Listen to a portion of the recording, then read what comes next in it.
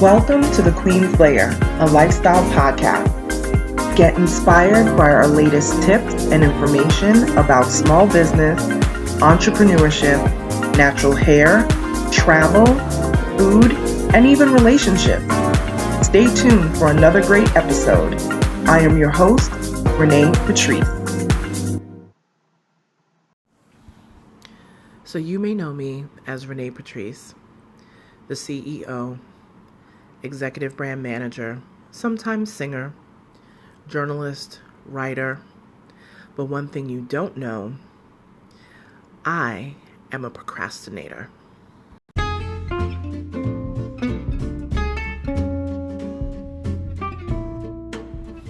Welcome back, everybody. Thank you so much for tuning into my podcast once again. As you heard in my intro, yes, your girl is a procrastinator. I never really thought that I would. Sometimes, when you have these platforms and you start sharing and then you're like, you know what? It comes to a point where you have to really be real, and just so y'all know, I really am real with y'all. Like, I pretty much talk about everything. I'm pretty much an open book with a lot of things, and I'm very honest and I'm very transparent and all of that. But this is one thing that I have struggled with for a long time, and it's being a procrastinator. Who would think that Renee Patrice would be a procrastinator? Can you imagine? But I am. So let me tell you how I deal with it. First, you have to recognize that you're a procrastinator.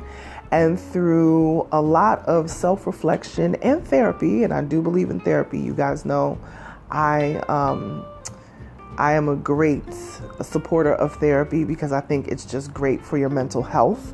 I think all that we have gone through with this pandemic and such, I think that therapy is so important, especially in our Black and brown communities, which tend to shy away from therapy. I think it's an amazing thing. But one thing I found out going to therapy and really learning more about myself in the past few years is that I am scared to fail.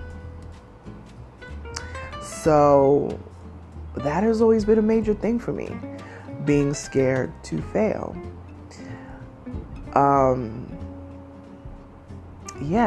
Scared to fail. So I fill my time up with a whole bunch of little tasks, but it never has to do with what it is I need to get done, or at least that's how it used to be. It's no longer that way anymore, but it was.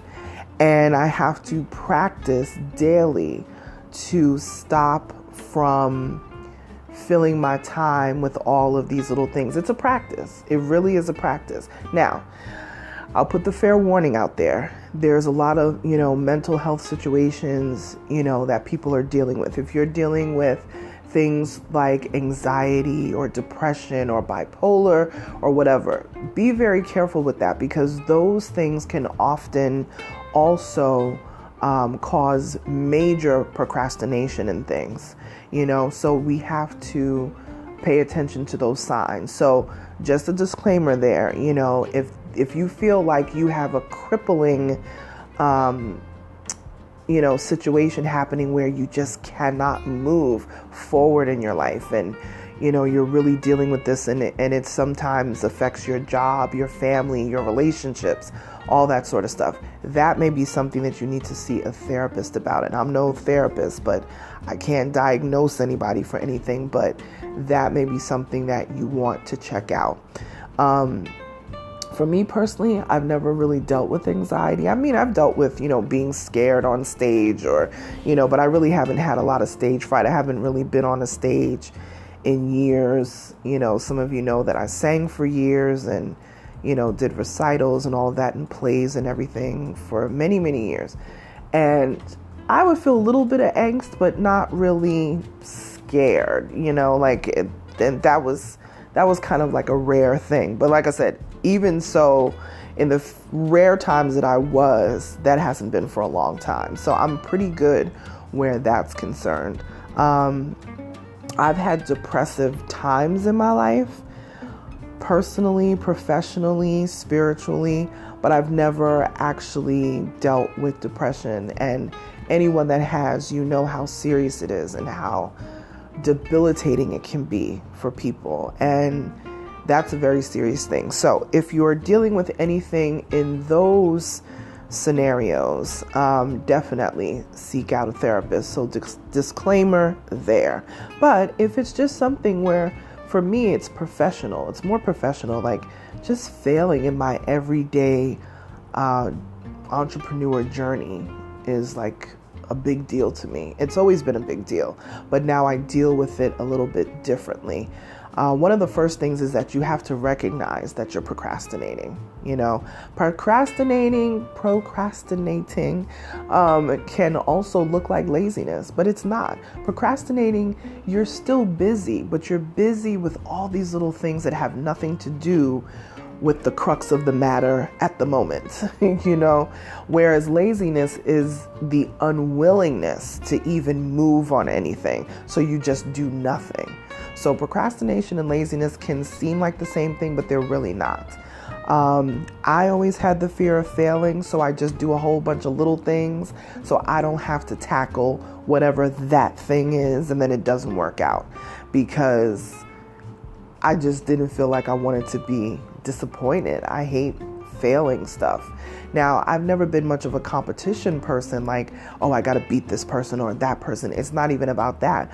I always like to beat my personal best. So I know if I did a project and it came out XYZ way, I want to do that project. I get an opportunity to do that project again or something like it. I always want to do better than I did the last time. I always want the results to be bigger and better than what I did before. So it's more of a competition with myself, kind of along the lines of perfection. And I don't even expect perfection from other people. But for me personally, I'm very tough on myself, especially when it comes to entrepreneurship. So that is something I definitely have struggled with. So here's one of the things that I do when I know I have a major project that I have to get done, and it could be a brand deal. Oh man, it could be even writing something, whatever it is that I have going on. What I will do is when I complete that task, I reward myself. This is what a mentor taught me some years ago about rewarding yourself along the way. Because a lot of times when you're an entrepreneur, you don't have time to stop and celebrate every win. So what I do is, like, if I've finished a big project, I have my Keurig machine. If you have one of those coffee machines or whatever it is, invest in a Keurig. It's everything. You can make yourself, I make myself like a little latte. I'm a coffee drinker. I don't think a lot of people know that. I am a coffee drinker, but I kind of save the coffee stuff for like little rewards. So when I finish a big project, I'm like, yes, project done, brand deal delivered, client happy, cool. And I make myself a huge cup of some sort of coffee with a little, sometimes I'll make a coffee, put a little something in there, not necessarily liquor, but one time, listen, well, I'm giving up all the secrets now. Should I? Okay, well, all right. Sometimes I'll drop a little piece of candy in there. I will literally break off a really good chocolate candy bar. I'm talking like a dark chocolate candy bar, like just the straight chocolate candy bar. And the coffee is hot, and you drop a little square like a Ghirardelli chocolate or one of those type of things. Good chocolate. Make it the good chocolate. Don't drop like a Twix in there, y'all. Come on now. The good stuff. A good chocolate. The chocolate that you don't buy all the time. And just drop one in there and then let it settle at the bottom. Couple minutes and then mix it up. It is so good. It is so good. Okay, so that's one little thing that I will do sometimes. I tackle all of my tasks as I go along. I think a lot of people make these big lists at the beginning of the day, or maybe the night before, early in the morning. They make these long lists of things that you have to do, right? But what happens when you make that long list? It is impossible to get all that stuff done. It's impossible sometimes. If you have significant others, family, somebody's gonna call you, the dog gotta be walked, the kid, they gotta log on to school because the kids are in school now online. If there's so much going on, Your mama called you, wasn't expecting a phone call. You were on there for over an hour, didn't expect, these are the sort of things that happen, especially if you're a full-time entrepreneur working for yourself at home. Distractions are crazy. Crazy. I will tell you one thing, and I don't know if this will work for some people. If you're stuck on television, that is another thing that can be very procrastinating. I'll tell you right now, today is February 15th.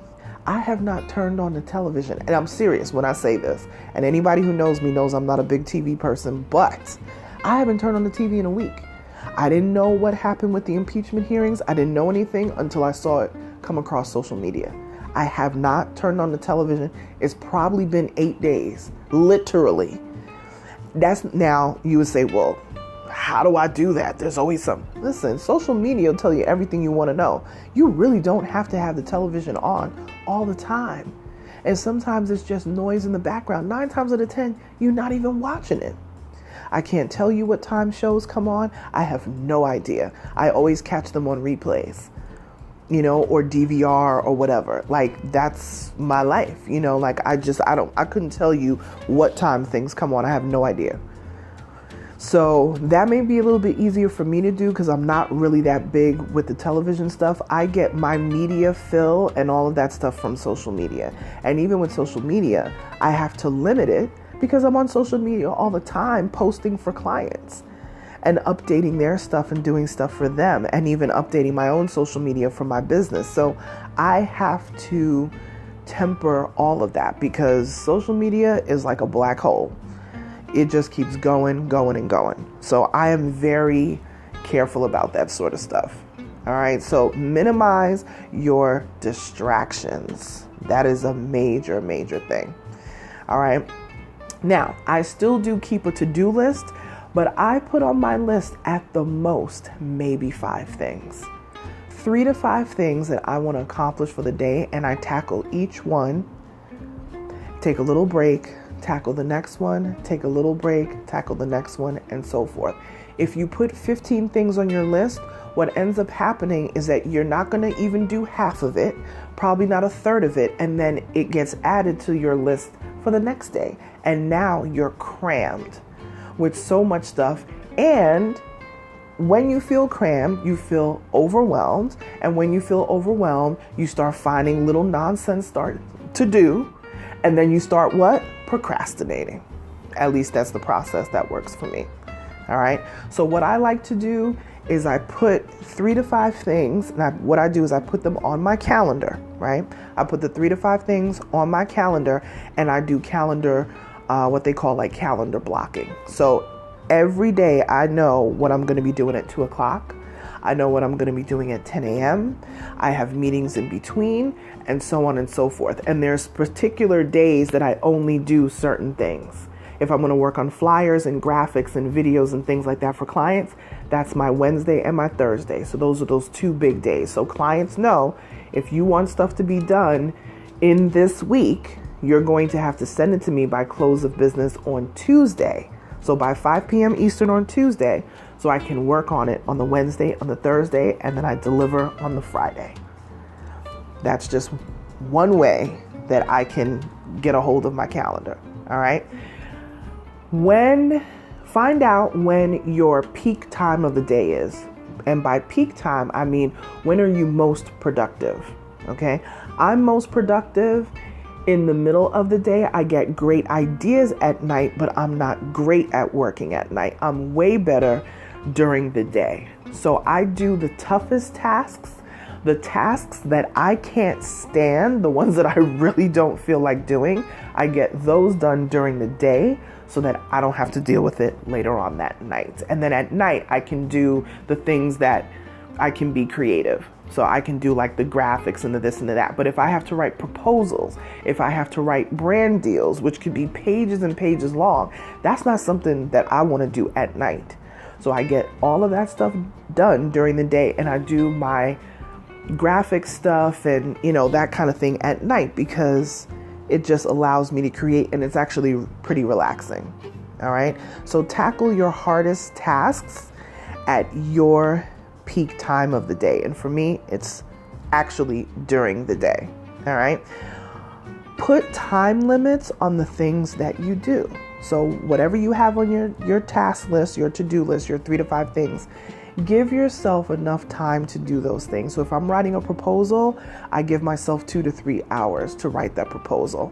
And usually I won't write more than one proposal in a day because it just takes a lot mentally to write up everything that you want to accomplish for, said client that is probably going to come on and be on your roster, things like that. So I keep all of that stuff pretty spread out. I try not to do like a day of proposals and a day of branding, deals and stuff like that. I try to kind of spread them out so that my brain is not like overloaded with a lot of stuff.